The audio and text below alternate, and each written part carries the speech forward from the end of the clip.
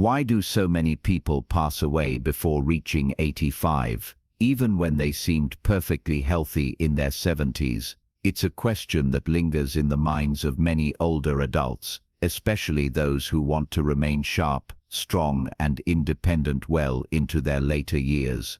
You might be eating well, visiting your doctor regularly, and taking your medications exactly as prescribed.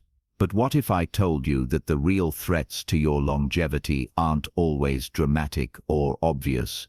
In fact, the most dangerous habits are often the quietest. They're the small, daily choices, what you do or don't do, that gradually wear down your body and mind over time. You may not even notice them until the damage has already taken hold. In today's video, we're diving into 5 common mistakes that many people unknowingly make. Mistakes that can significantly reduce your chances of living past 85. These aren't just generic wellness tips. They're practical, deeply personal insights drawn from doctors, caregivers, and individuals who've outlived many of their peers. Whether you're 65, 75, or even 80, these avoidable pitfalls could be silently accelerating your aging process. The good news: you can make changes starting today, changes that can protect your health and extend your quality of life.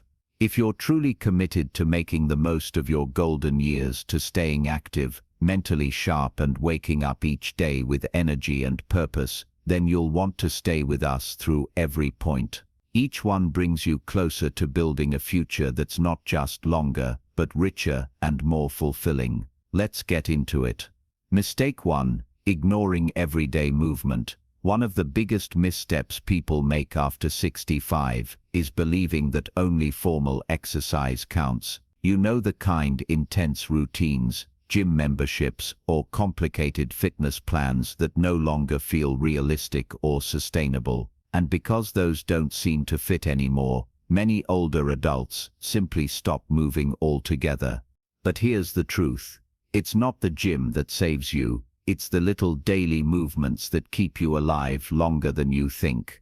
Walking to the mailbox, bending down to pull weeds, reaching for the dishes, standing while talking on the phone. These small actions are your body's secret weapon against decline.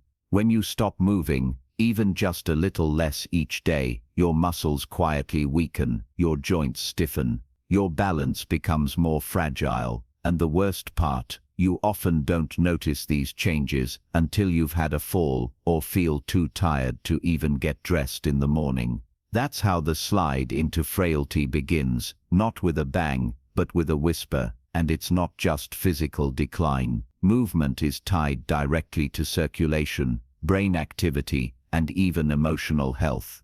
When you move, you pump blood to your brain. You release chemicals that lift your mood. You stretch your lungs, strengthen your bones, and keep your digestion working. But when you spend most of your time sitting day after day, your body starts preparing for shutdown, slowly, quietly, and efficiently. It's like your brain decides, well, I guess we're not needed anymore, and starts dialing everything down. One powerful study showed that just standing up and moving for 3 minutes every half hour reduced the risk of dying early by over 30%. Not running, not lifting weights, just gentle movement. But sadly, most people underestimate it. Let me tell you about Walter, a retired bus driver from Iowa. He was 78 and had given up most physical activity after retiring. He didn't feel sick. He didn't have any major issues, but he told his daughter, "I just feel slower and stiffer every year." After a small fall while getting out of bed, his doctor warned him, "Your strength is fading faster than your age should allow." That was a wake-up call. So instead of going to a gym, Walter started doing something else. He made a rule to never sit for more than 30 minutes without getting up. Whether it was stretching, walking across the house, or just doing a few leg lifts by the kitchen sink, he moved. And 6 months later, he said he felt 5 years younger. Not because he worked harder, but because he moved more. The reason this matters so much is because of a dangerous mindset many older adults adopt. It's normal to slow down. Yes, some slowing is natural, but inactivity is not. When we treat motion as optional, we speed up the very process we fear losing independence. The truth is, longevity doesn't belong to the fastest, strongest, or youngest. It belongs to the consistent movers, the ones who keep showing up, even if it's just a lap around the living room. So if you're over 65 and you want to make it to 85 and beyond, remember this: every step counts. You don't need to be an athlete. You just need to stay in motion, because the moment you stop moving, your body starts writing a different ending to your story, and it's one you may not want. Keep walking, keep reaching, keep standing. That's how you stay here longer. Mistake 2: skipping preventive health checks. One of the most overlooked reasons people don't make it to 85 isn't some dramatic illness or accident. It's the silent problems they never saw coming. And that's because many older adults stop going to the doctor unless something hurts. They skip their checkups, ignore small changes, and hope everything is just part of getting older. But that quiet avoidance is a mistake that can cost you years. You see, many of the deadliest conditions, high blood pressure, diabetes, certain cancers, don't cause pain in their early stages. They creep in slowly, affecting your organs, your circulation, your immune system, without any loud warning signs. By the time you feel symptoms, the damage may already be deep. But if caught early, most of these conditions can be managed, treated, or even reversed. The catch is, you have to catch them first. Here's the tricky part: it's human nature to avoid discomfort. No one enjoys going to the doctor, hearing hard truths, or sitting through lab work. But for people over 65, skipping your annual checkups is like driving a car and never checking the oil. Everything might seem fine until the engine fails without warning. And unfortunately, that's exactly how many people end up in the emergency room, only to hear the words, "If we had caught this sooner." Let's talk about Evelyn, a 72-year-old grandmother from Ohio. She felt fine. No real complaints, just a little fatigue here and there. But her daughter pushed her to go for a full checkup, just to be safe. Turns out Evelyn's blood sugar was dangerously high. She was pre-diabetic and didn't even know it. But because she caught it early, she made a few changes, cut out sugary snacks, started walking after dinner, and within a year her numbers were back in the safe zone. No medications, no hospital visits, just awareness and action. Why do so many people avoid this one word? Fear. Fear of bad news, aging, or being told what you don't want to hear. But ironically, facing those fears head-on gives you power. It puts you in control. When you know what's going on inside your body, you can fight back. You can make decisions, not excuses. And that's what separates those who thrive in their 80s from those who don't make it past their 70s. There's also a false belief that what I don't know can't hurt me. But for older adults, the opposite is true. What you don't know is exactly what can take you down. Think of screenings like colonoscopies, mammograms, blood pressure checks, prostate exams. They're not just for catching disease. They're for protecting your future. They're the guardrails on a winding road, keeping you steady even when you can't see what's ahead. And let's not forget the emotional side. Getting regular checkups isn't just about disease. It's about peace of mind.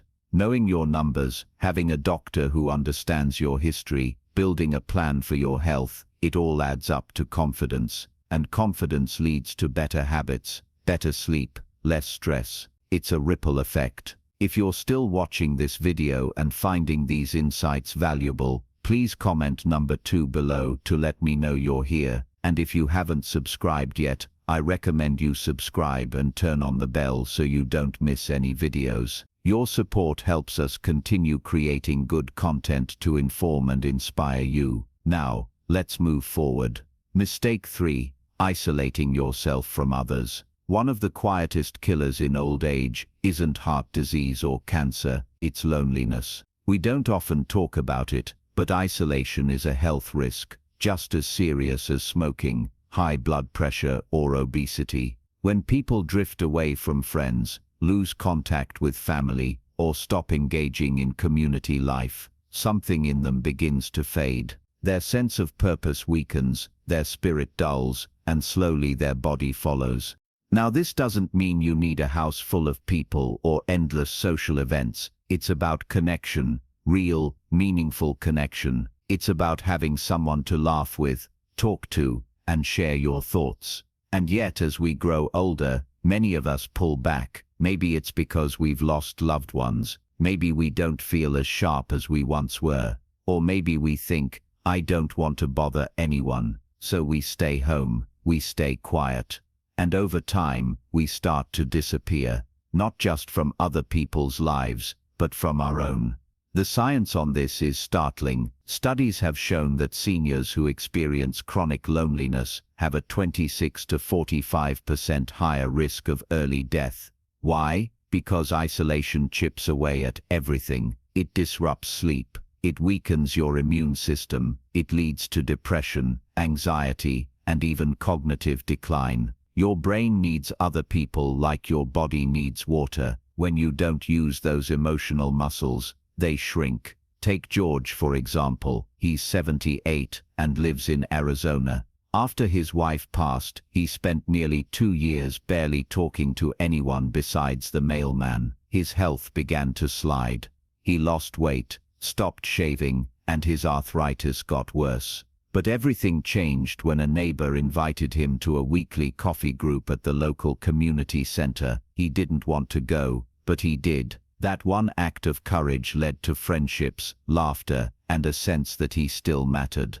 Within months, his mood lifted, he slept better, even his physical pain felt more manageable. The truth is, connection keeps us alive, not just physically but emotionally, spiritually, mentally. But to maintain it, we have to reach out. Even when it feels hard, we have to make the call, say yes to the invitation, join the group, or start the conversation. Waiting for others to notice we're lonely doesn't work. People are busy, distracted, or unaware. You have to be your own advocate for connection. And here's the deeper layer. When you isolate, it's not just that others miss out on you. You miss out on you, because it's in conversation, in laughter, in being seen and heard, that we feel fully human. The stories you tell, the wisdom you share, it matters. You matter, and your presence in someone's life can be the very thing they didn't know they needed. Just like their presence might be the thing you need most right now.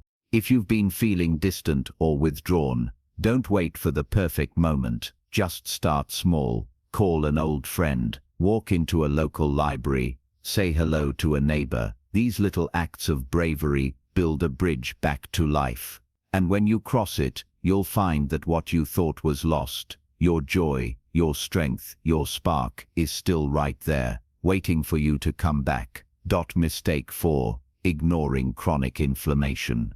Here's something most folks over 60 don't realize, that nagging pain in your knees, the stiffness in your back, the puffiness in your hands, it might not just be age. It could be chronic inflammation. And left unchecked, it doesn't just make you uncomfortable, it quietly increases your risk for heart disease, Alzheimer's, diabetes, arthritis, and even early death.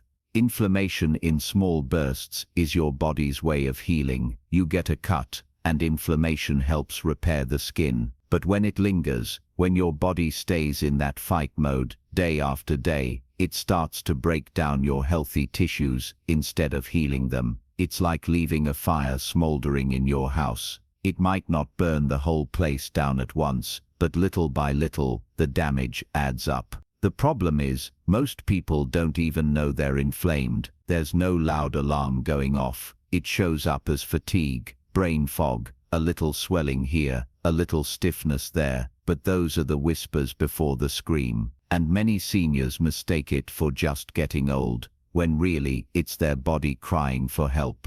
Let me tell you about Nancy. She's 73 and had been living with sore joints, low energy, and frequent colds. Her doctor finally ran some tests and found elevated markers of inflammation. But instead of piling on more pills, they took a different route.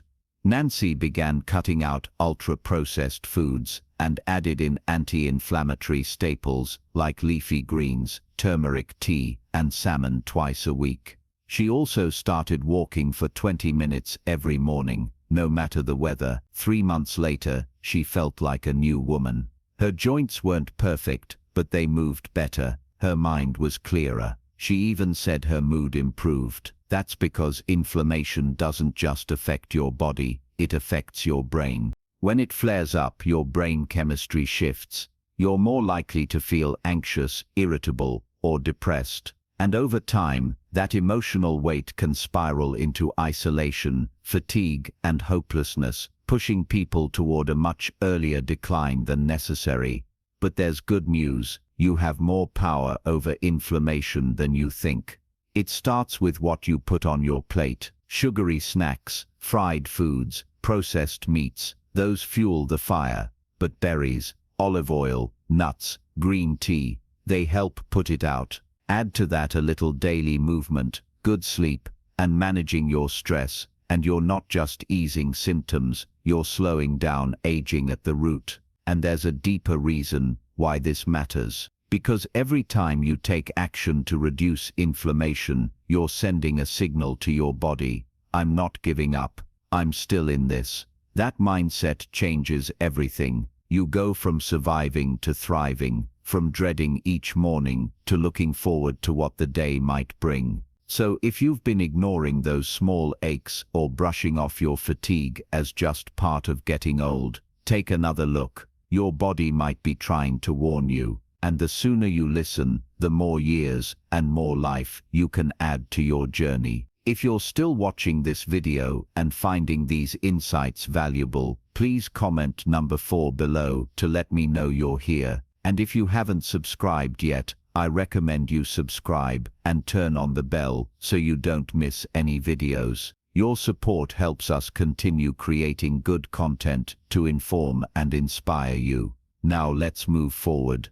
Mistake 5. Living without purpose. There's a reason people with a sense of purpose tend to live longer. It's not magic. It's biology, psychology, and human nature working together in quiet, powerful ways. When you wake up each day with something to look forward to, even something small, you give your brain a reason to engage, your body a reason to move, and your heart a reason to keep going.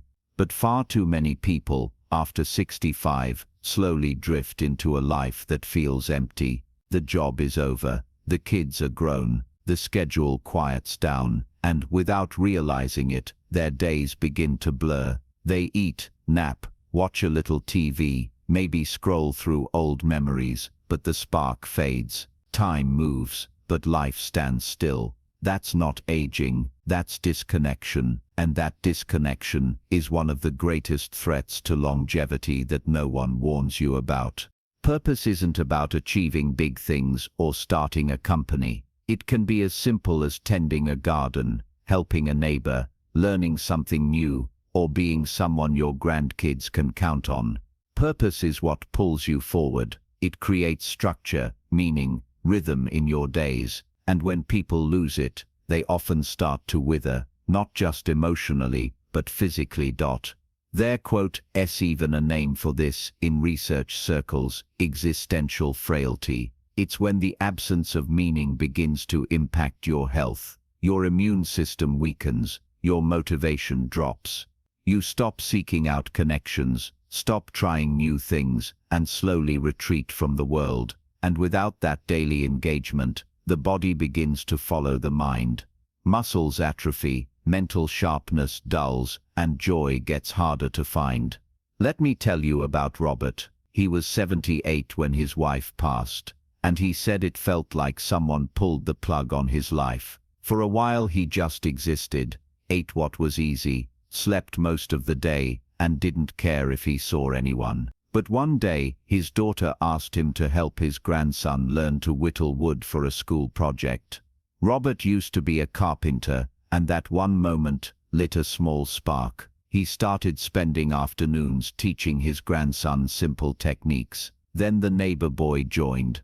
Then the local church asked him to run a Saturday workshop. Within 6 months, Robert had something he hadn't felt in years: pride. He had a reason to get dressed, to smile, to plan. And guess what? His blood pressure improved, his energy went up, and he said he felt alive again. That's the power of purpose. It doesn't just make you feel better, it helps you live longer, and not just in years, but in quality.